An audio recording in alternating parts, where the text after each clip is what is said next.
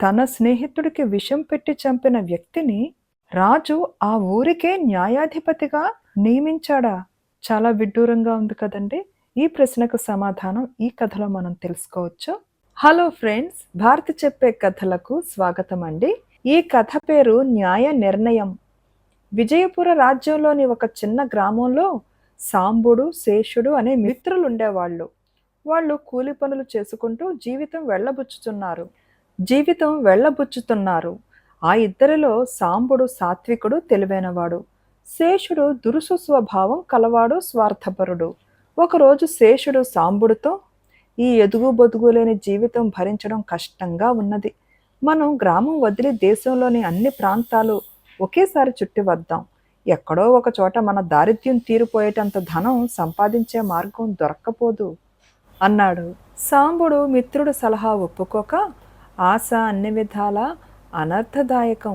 ఎక్కడైనా మనం కూలీనాలి పనులు చేసుకుని బతకవలసిన వాళ్ళమే కదా, అలాంటప్పుడు పుట్టి పెరిగిన గ్రామం వదలడం ఎందుకు అన్నాడు. శేషుడికి ఈ సలహా రుచించలేదు. వాడు ఆ మర్నాడే గ్రామం వదిలి కొద్ది రోజుల తరువాత ఒక అరణ్య మార్గాన పోతూ తపస్సు చేసుకుంటున్న ఒక మునిని చూశాడు. తపస్సంపన్నులైన మునులు కోరినది ఇవ్వగలరు అని శేషుడు విని ఉన్నాడు.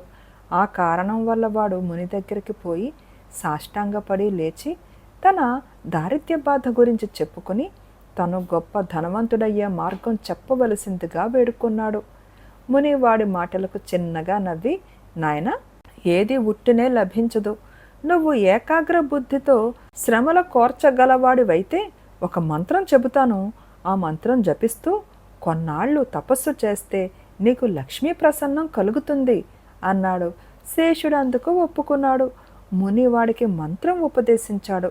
అరణ్యంలో ఒక చోట పెద్ద కొండ ఒకటి ఉన్నది. శేషుడు దాని మీదకు వెళ్ళి తపస్సు ప్రారంభించాడు. ఆ కొండ మీద కొన్నేళ్లుగా శృంగి అనే భయంకరమైన భూతం ఒకటి ఉంటున్నది. దాని పూర్వ నివాస స్థానం వింధ్య పర్వతాలు. అక్కడికొక ముని వచ్చి ఘోరమైన తపస్సు మొదలుపెట్టాడు. ఆయన తపశ్శక్తికి భయపడి శృంగి పారిపోయి ఈ కొండ మీదకు వచ్చి చేరింది. శేషుడు తపస్సు ప్రారంభించగానే శృంగికి బెదురు పుట్టింది. ఎలాగైనా వాణ్ణి అక్కడి నుంచి వెళ్ళగొట్టాలనే ఆలోచనతో అది వాణ్ణి సమీపించి, నువ్వింత చిన్న వయసులోనే తపస్సు ప్రారంభించావు, కారణం ఏమిటి అని అడిగింది. లక్ష్మిని ప్రసన్నం చేసుకుని ధనం సంపాదించవలసినట్టు శేషుడు భూతానికి చెప్పాడు. భూతం చిన్నగా చిటికివేసి, ఈ మాత్రానికి తపస్సు చేయాలా? నీకు అద్భుతమైన శక్తులు ప్రసాదిస్తాను. వాటి ద్వారా ఎంత ధనమైనా సంపాదించవచ్చు. ఆ తర్వాత మరెన్నడూ ఈ పర్వతం ఛాయలకు రాకు అన్నది. శేషుడు అందుకు ఒప్పుకున్నాడు. భూతం క్షణాల మీద అతనికి క్షుద్ర మంత్రాల ద్వారా అద్భుత శక్తులు వశమయ్యేలా చేసింది. ఇలా క్షుద్ర శక్తులు సంపాదించిన శేషుడు ముందుగా తన గ్రామం చేరి అందరినీ గ్రామం మధ్య ఉన్న రావి చెట్టు కింద సమావేశపరిచి తాను సంపాదించిన అద్భుత శక్తులను గురించి చెప్పాడు. జనం వాడి మాటలు నమ్మటమా లేదా అని ఆశ్చర్యపోతున్నంతలో ఒక యువకుడు, శేషుడు, వట్టినే దంబాలు పలకకు, నిజంగా ఆ శక్తులుంటే ప్రదర్శించరాదా అన్నాడు. శేషుడు కోపంగా, నావి దంబాలా? ఈ క్షణంలోనే నీ నోరు కట్టివేస్తున్నాను. చేతనైతే ఆ మాట మళ్ళీ ఒక్కసారి పలుకు అన్నాడు. యువకుడు ఎంత ప్రయత్నించినా నోటమాట రాలేదు.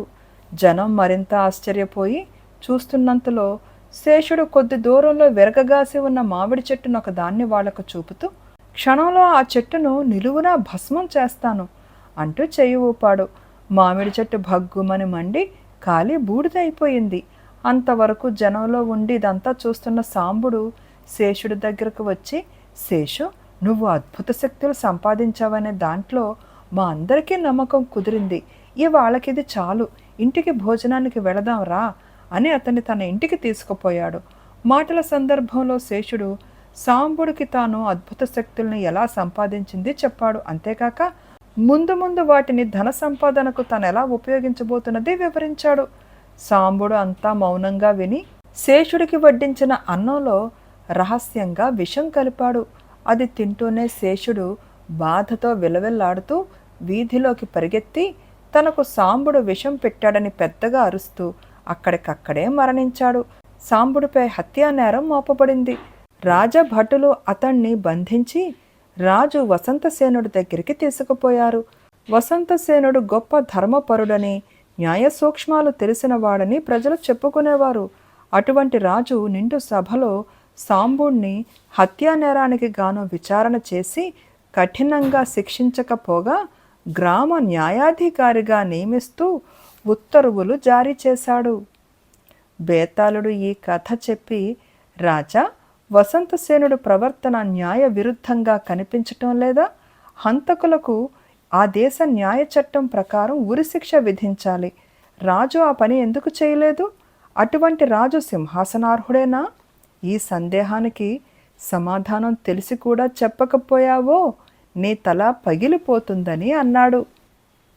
ఫ్రెండ్స్, మీ మనసులో ఏ ఆలోచన వస్తుందో ఈ ప్రశ్నకి జవాబు మనసులో పెట్టుకోండి. ఇప్పుడు నేను మీకు దానికి జవాబు వినిపిస్తున్నానండి. దానికి విక్రమార్కుడు, రాజు చేసిన పని స్థూలంగా చూసినప్పుడు న్యాయ విరుద్ధంగా కనపడవచ్చు, కానీ సాంబుడు ప్రజాక్షేమం కోరే ఈ హత్యకు ఒడిగట్టాడని ఆయన గ్రహించాడు. శేషుడు సంపాదించినవి క్షుద్ర శక్తులు. వాడు ధనాసపరుడే కాక దయాదాక్షిణ్యాలు లేనివాడు. తనకున్న శక్తుల విషయమై సందేహించిన వాడి నోరు పడిపోయేలా చేశాడు. పచ్చని చెట్టును నిలువునా దహించాడు. ఇటువంటి వాడు బతికి ఉంటే ప్రజాకంటకుడు అవుతాడని సాంబుడు అతనికి విషం పెట్టాడు. ఇందులో సాంబుడికి వ్యక్తిగతమైన స్వార్థం అంటూ ఏమీ లేదు. ప్రజల మేలు కోరే అలా చేశాడు.